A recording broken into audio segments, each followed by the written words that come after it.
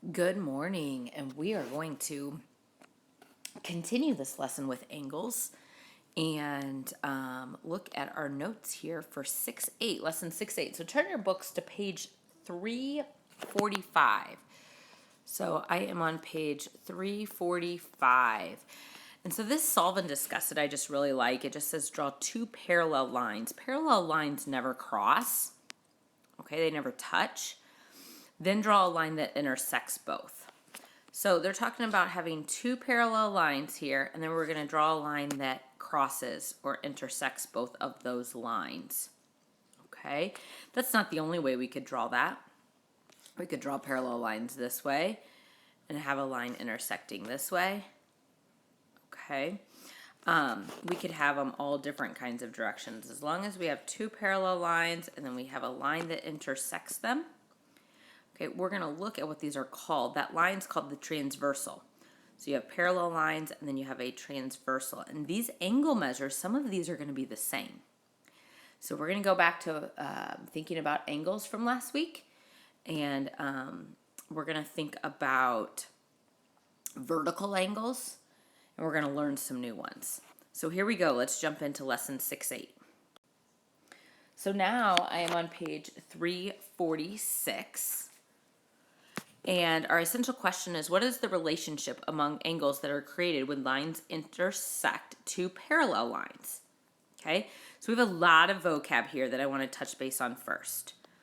And if we look at this first vocab word here, okay, it looks like we have like parallel post, okay, like kind of part of a walkway, like a banister, handrail, ramp. And we have a line that is crossing these posts.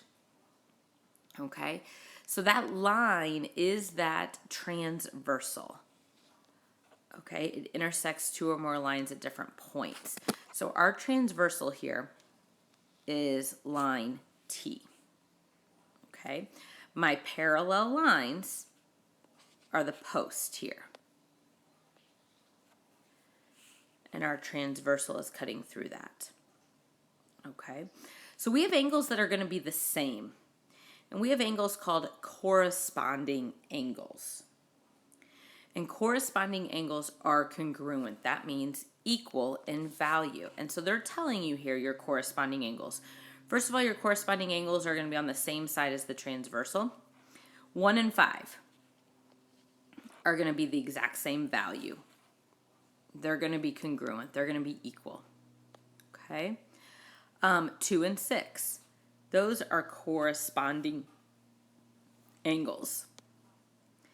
Then we also have 8 and 4, or 4 and 8.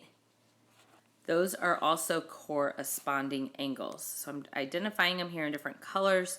And our last set of corresponding angles is 7 and 3. And what's important about corresponding angles is they're equal. So the angle 1 and angle 5 are going to be equal in value. Okay. Then we have what is called alternate interior angles. When you think of that word interior, I think of inside. Okay. So when we think of the word interior, we're looking at inside of the parallel lines. And they're going to be congruent. So here we're going to have 6 and 4 are inside those parallel lines. And they're alternate on the opposite of the transversal, and they're going to be actually equal in value. And same with 1 and 7. So a couple vocab words that we've learned is corresponding angles, alternate interior angles. Okay. And the very last thing that we know is same side interior angles are supplementary. So 1 and 6, same side interior angles are supplementary.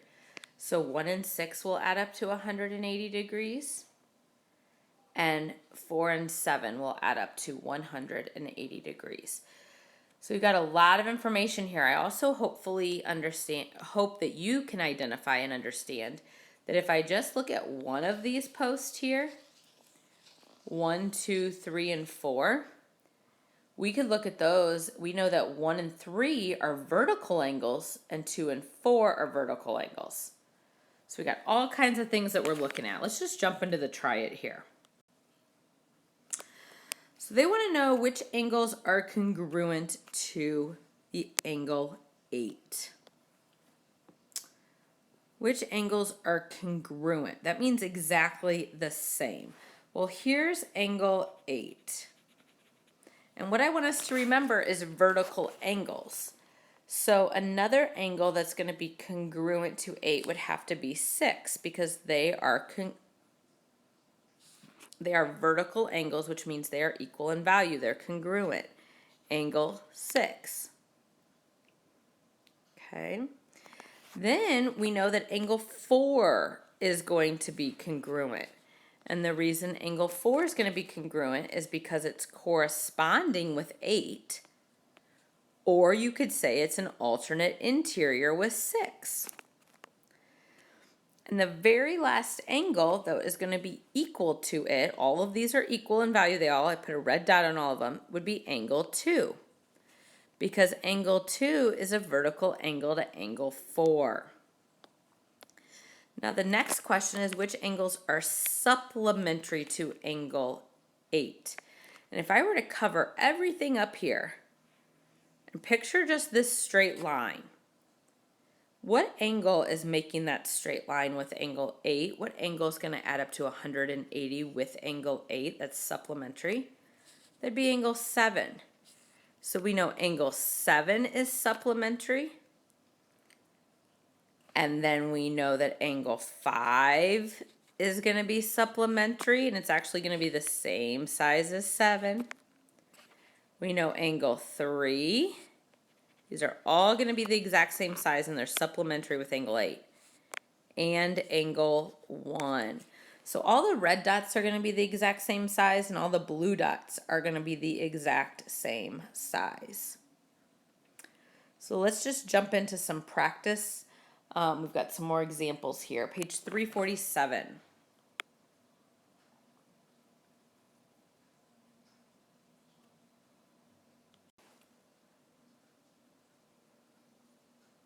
Okay, making sure it stays on this page because I kind of hit it a couple times. Okay, page 347, we're looking at example 2. So here on example 2, it is telling me that one of my angles, I guess this is well, it's telling me one of the angles is 99. Let's just go ahead and put a dot where 99 is. Okay. And so because we have parallel lines with our transversal, we can find all the other angle measures. Okay, we can find all the other angle measures.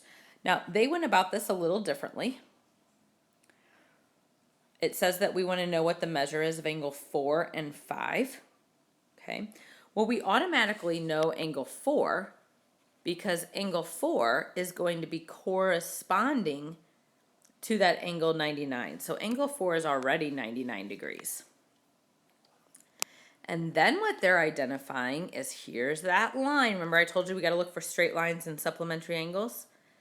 And so we know that those two angles, angle 4 and angle 5, have to equal 180 degrees. So if we subtract 180 minus 99, we're going to get 81 degrees for angle 5. So we could fill all of these in. We know angle 4 is 99. Okay. We know that vertical angles, that means angle 6 has to be 99.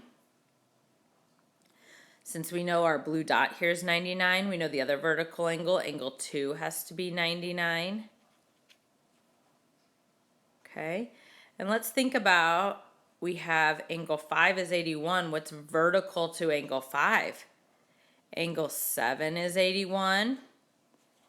And that's our try it here. What are the measures of angle 7 and angle 2? Well, angle 7 we can say is 81. A couple ways. We could say it's vertical to angle 5. That would be our explanation.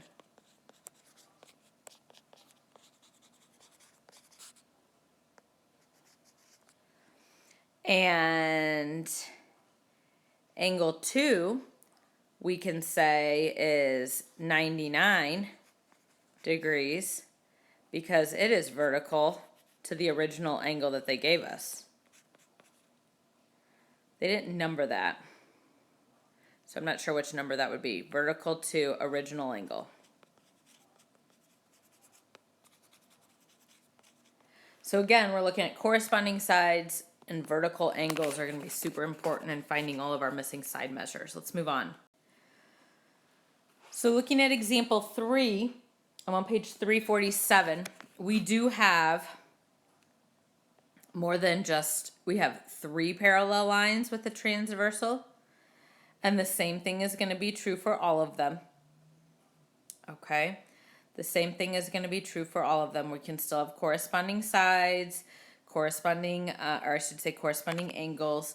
We can have alternate interior and so on and so forth. Let's go ahead and jump down to the try it here. Because what they're asking you to do is we need to find what the value is of angle X. Okay? What the value is of angle X.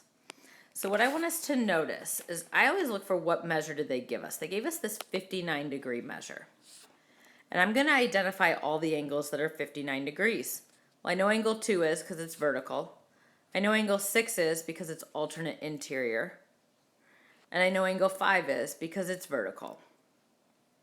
They want us to actually find the value of X here. Okay, let's look for that straight line. Here's our straight line, and we know that this is 59 degrees.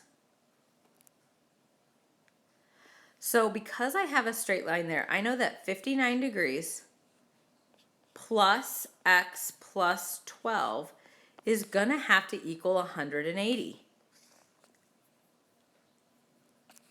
Because those two angle measures are supplementary. I've got supplementary angles right here.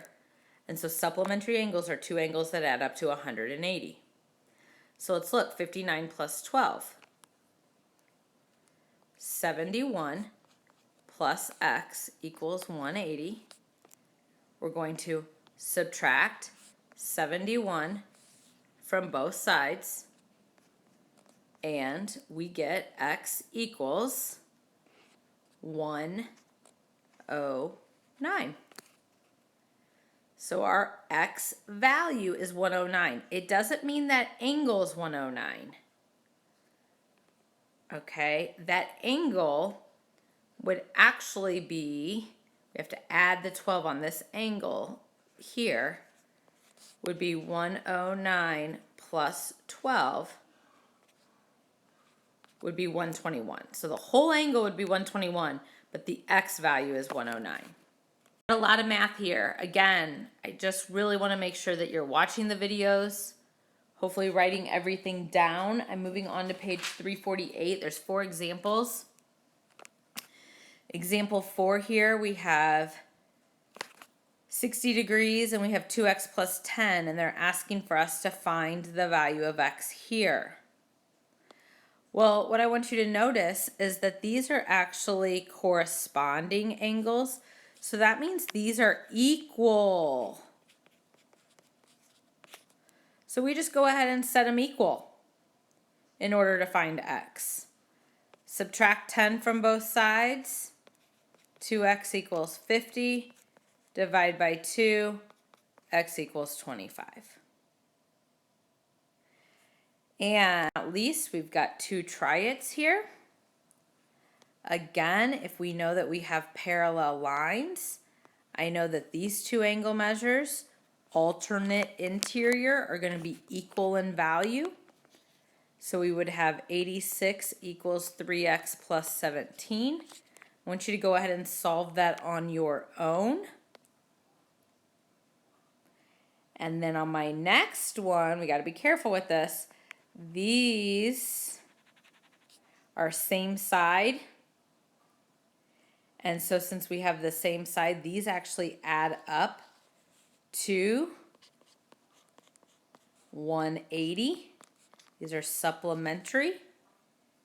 And so go ahead and see if you can solve that equation. I'll get you started. 100 minus 4 would be 96 plus 7x equals 180. See if you can solve for X.